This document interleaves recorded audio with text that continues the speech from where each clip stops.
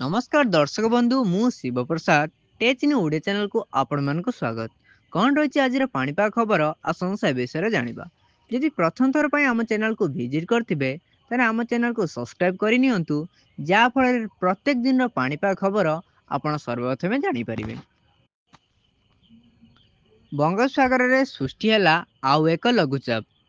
उत्तर आंध्र और दक्षिण ओडिशा मध्यरे एही लघुचाप सृष्टि होई पश्चिम उत्तर पश्चिम दिगकू गति करिब, जा फଳରେ ओडिशार विभिन्न स्थान रे प्रबलରୁ अति प्रबल वर्षा हेबार संभावना रही। आज लघुचाप क्षेत्र सृष्टि होउछि, या सहित जड़ित घूर्णिबलय दक्षिण दिगकू ढली रही।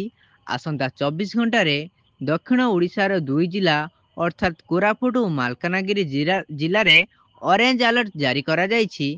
यह सहित गंजाम गजपति रायगढ़ और नवरंगपुर जिले में प्रबल वर्षा नहीं येलो अलर्ट जारी करिछि आंचलिक पाणीपाग विज्ञान केंद्र।